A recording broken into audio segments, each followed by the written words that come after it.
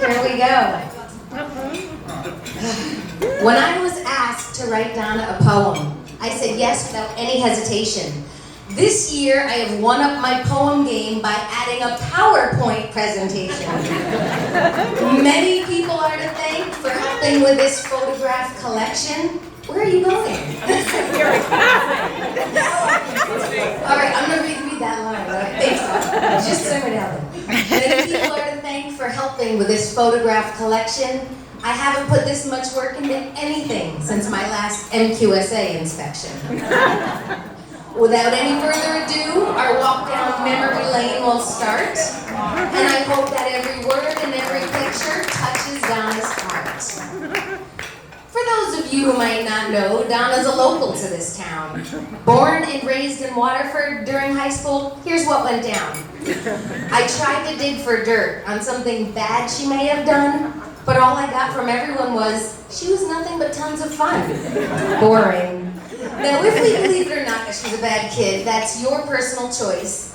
Just wait until you hear the stories about her 20s. She'll be sorry I have a voice.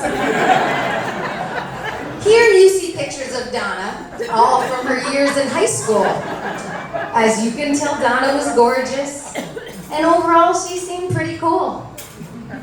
That smile is contagious, that blonde hair is thick and lush. She seems to be part of every social club. Things haven't changed too much. Evident by these pictures, she was involved in lots of high school festivities, including track, field hockey, junior executive council, and plenty of cheerleading activities.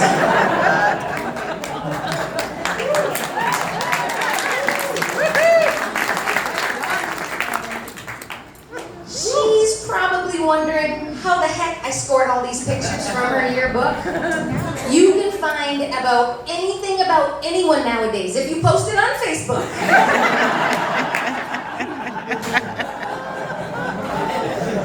As a young woman, Donna held a few jobs randomly over the years, like at the Waterford Speed Bowl, Friendly's restaurant, and the candy counter at Sears.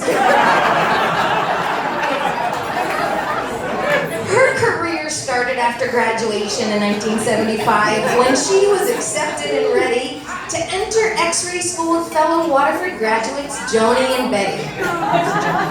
2 years later, they finished X-ray school armed with knowledge and power.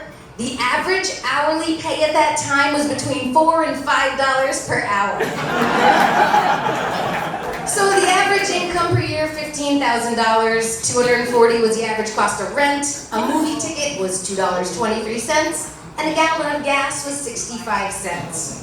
The president was James Carter. The average life expectancy was 73 years, a dozen of eggs was 82 cents, and it was only $1.15 for a bottle of beer. Her first job was at Yukon Health Center. Then in '78, she came back to L&M. She worked in X-ray and CAT scan, and everyone nicknamed her Ben. Leslie McKiernan started that same year, and they obviously were on the same track. And Leslie is the last working tech from that class, as a matter of fact.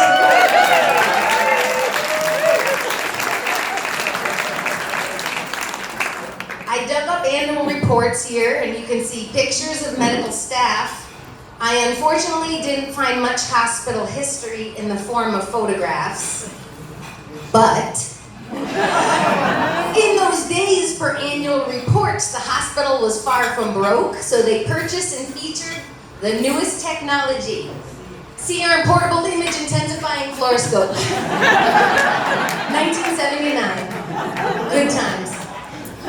Back in those days, she lived on Willits Ave with her roommates, Joni and Pat. Some of the stories I were told was so crazy and wild, I was told, you can't write that. Her best friend was Joni Dittman, and this picture shows them all young and vivacious. Don't let it fool you, they look like sweet ladies, but in reality, they were tenacious. When I asked for info about Donna, there was one quality that everyone drove home. It was stories about how much as a youngster she would chit-chat on the phone. One time, Joni heard Donna chatting away on the phone for a good long time. When she asked who it was, Donna didn't know a wrong number caller was on the line.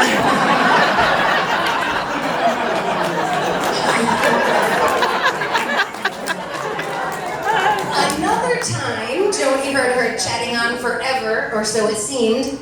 Donna had struck up a conversation while placing an order at LL Bean.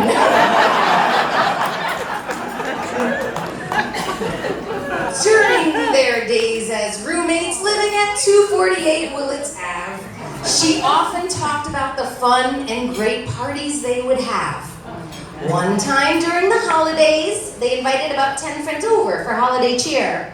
When unexpectedly, like 100 people showed up carrying wine and beer. So that Willits Ave apartment was not only home to 3 great ladies, that house was also a legend and had the best holiday party of the 80s. One funny story I heard about. It took place in her convertible passenger seat. Bob DeRusha, had underwear on his head, and they laughed as they drove down Bank Street. Another time, Bob and Donna were with Dr. Fagan doing an upper GI. A stool got caught into the moving floor table, but it seemed okay, so they let it fly.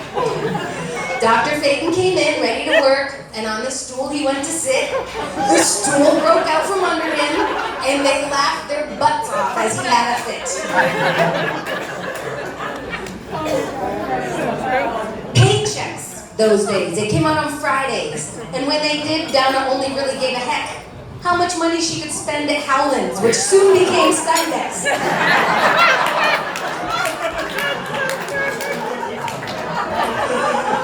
Every Friday, she'd get a new outfit, sassy, young, and ready to impress.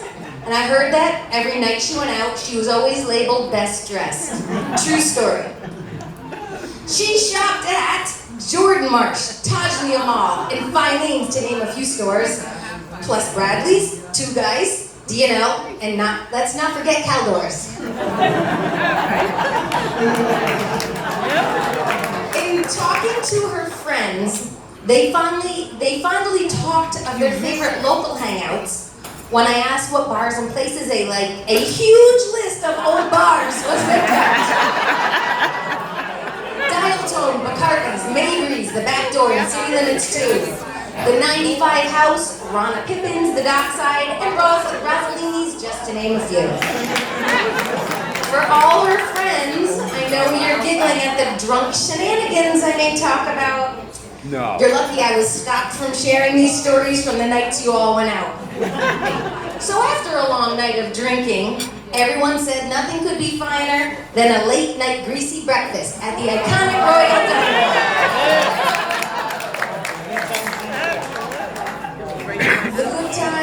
The good times as single ladies, they only lasted until 1984. That's when Donna met Dennis, and her heart for this man soared. When you get to know Dennis, you can tell that he is truly an amazing fellow. And you haven't really lived until you've tasted his homemade limoncello. Good stuff.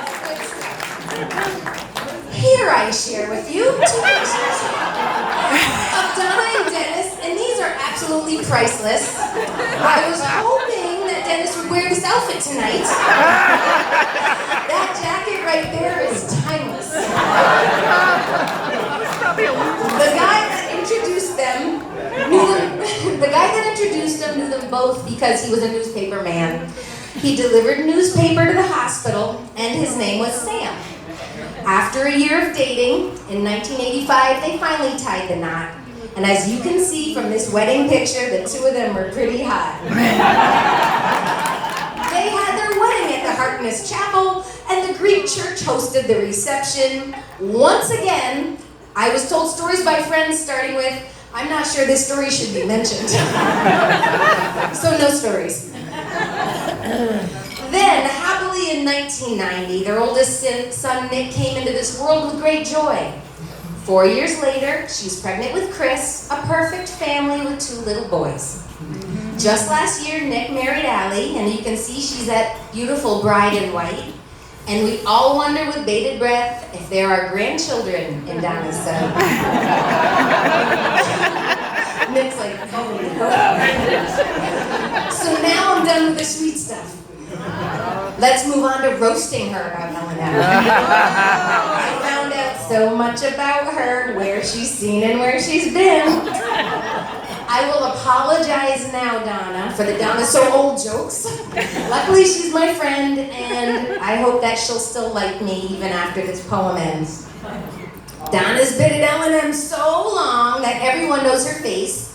She's more popular than Neil Armstrong after he traveled to and from space. Matter of fact, she's worked so long that patients think we are liars when we tell them that she no longer works here because she has retired. Every time we break the news, and we know this is going to be the case, all her patients are in shock and they all make that face.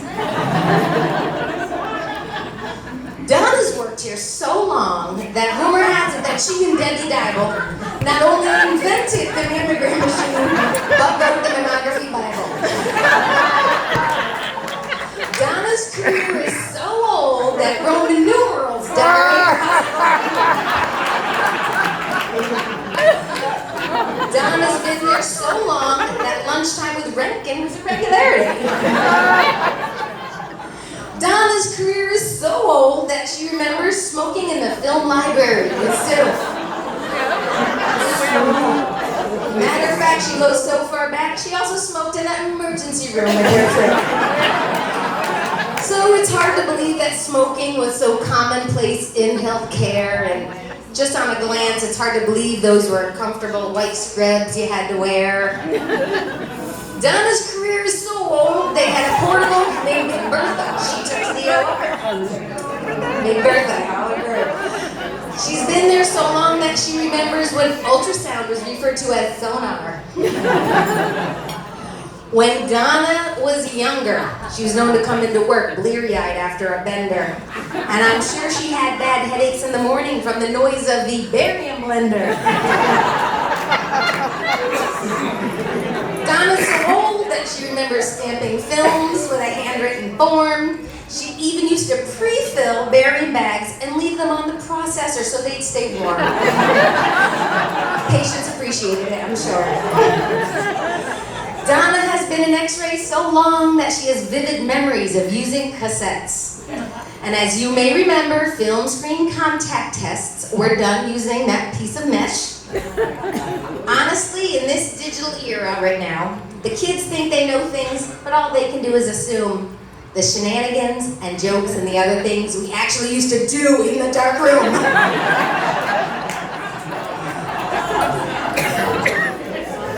One last joke about her longevity before I give this subject some closure. Donna used to have to do mathematics to take an X-ray exposure. KBP, 15% rule, I know you all remember it.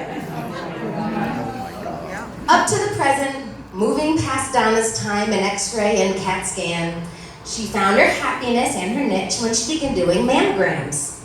That's where I first met her, and I learned that she wishes she was Greek.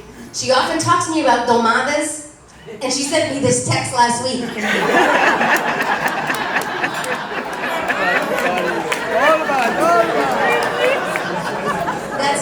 That's serious, she just sent that to me.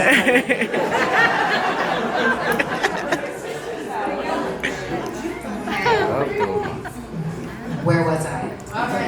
She asked me to show her how to make them. I told her it's not that hard, so as a gift for her retirement, I give her these grape leaves that I picked and jarred.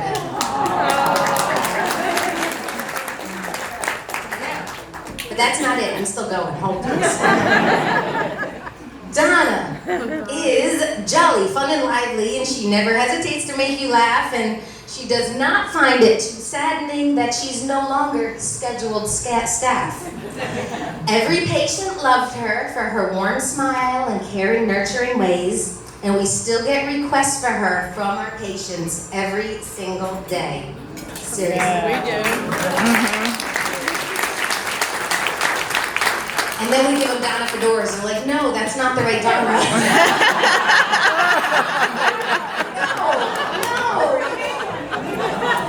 In Mammo, we called her the that label was because she and Kathy Pickett went for detailed training on the stereo table. The two of them trained everyone else with their arsenal of college. Hell, they taught me tons of things that I didn't even learn in college.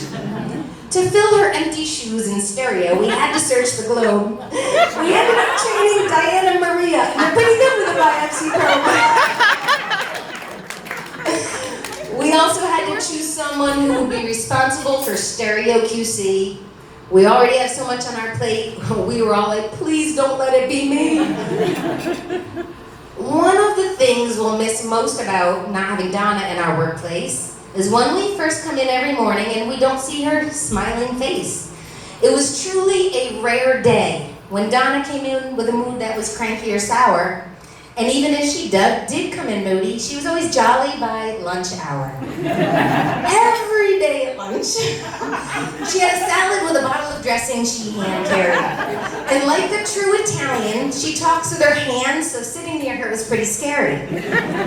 If she had a good story to tell at lunch, she got excited and fired up like a tomato.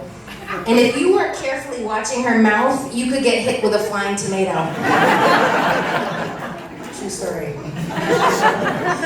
So Fedor's and Chris, Donna Fedor's here, Chris, they were hoping to bring as a guest the skeleton that's been at L&M forever, but unfortunately they could not. Trying to get it turned out to be quite an endeavor. The head was missing, it had no legs, and other parts are wrapped in buckets. After trying to piece them together with no avail, those two finally said,